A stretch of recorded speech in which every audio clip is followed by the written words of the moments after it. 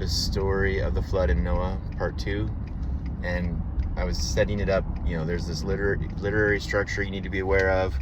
There's perhaps editors from the Babylonian period that you need to be aware of, and so why does that matter, right? So let me give you an example.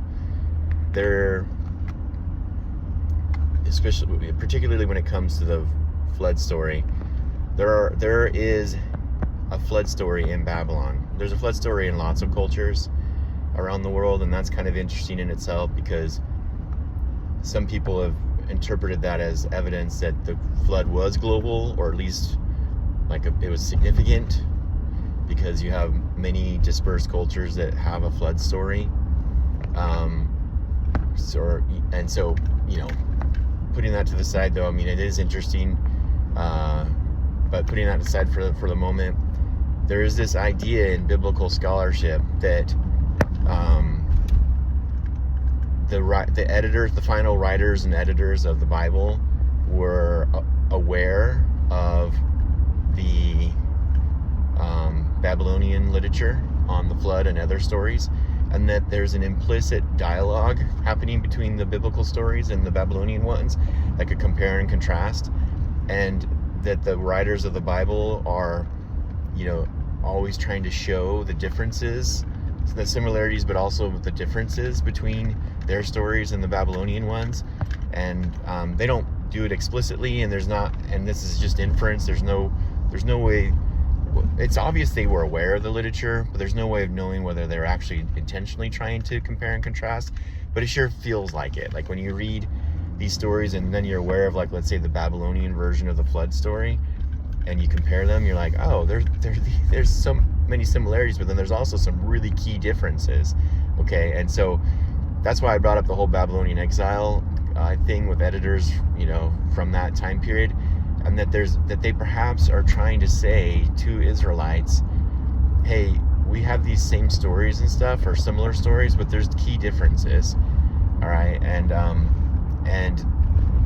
it suggests that maybe even Heavenly Father or Jesus, when they're, helping inspire writers, that they are helping them to understand these key differences so that they would make note of it, or not. They're not making note of it. They're not calling it out explicitly.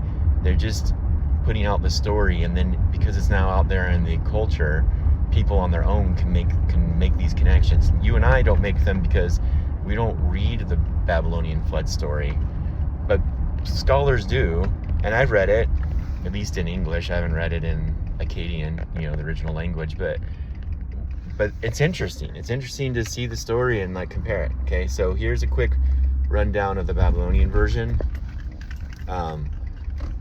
The gods they made in Babylonian myth, they make humanity so that the gods in Babylonian myth need to eat and everything. They're basically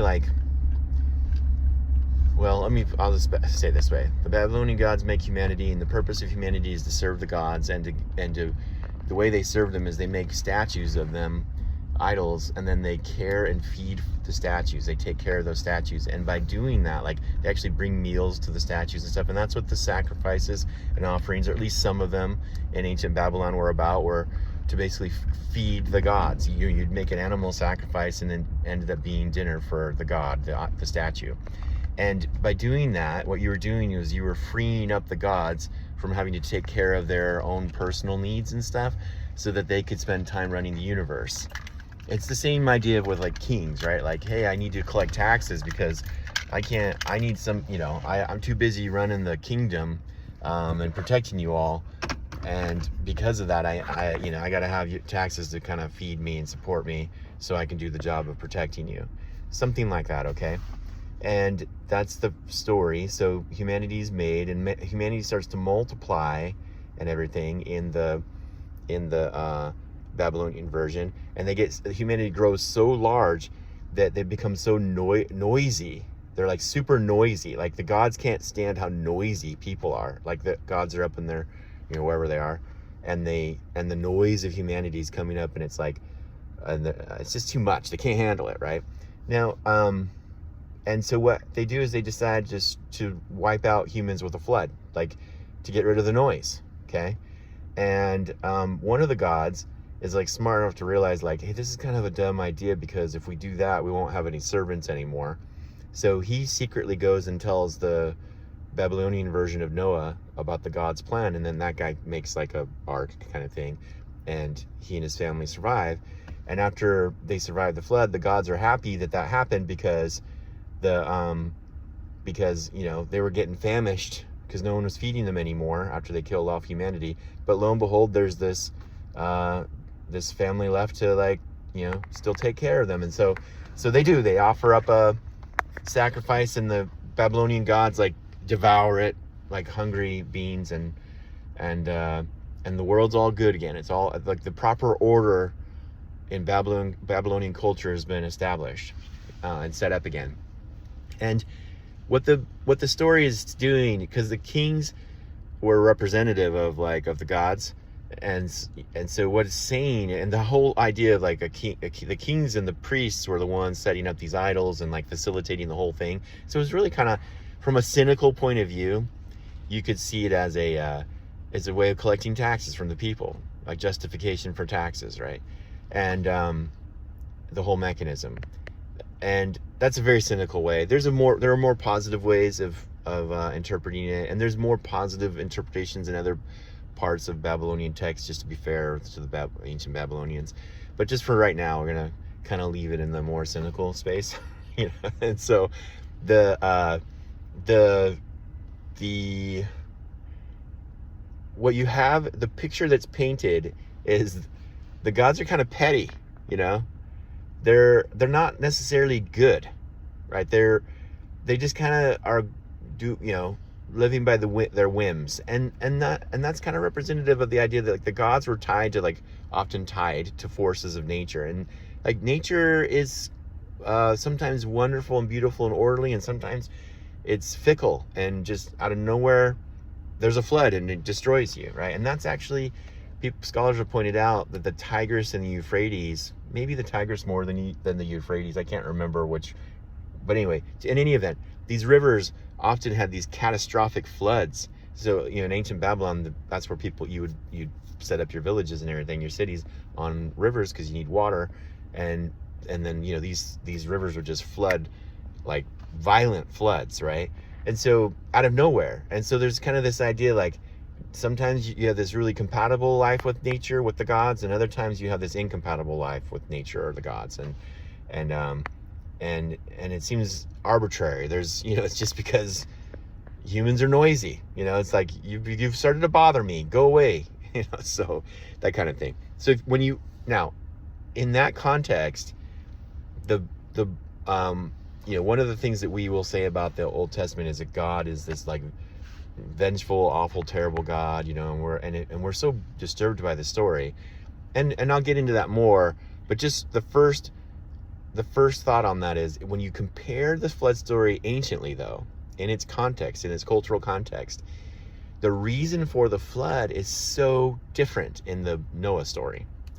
In the Babylonian story, it's because the gods are fickle and arbitrary and they can't stand too much noise, and then all of a sudden they kill off humanity, and they're like, oh, actually now we're hungry and we wish we had humanity back, and it's like, oh, we found the humanity again, and it's all good, they're gonna feed us again, this is great, we have slaves again. It's like, that's the story. And in the Noah story, the reason for the flood is the corruption and violence of humanity. So in the Babylonian version, the universe isn't built on, let's say, a moral order.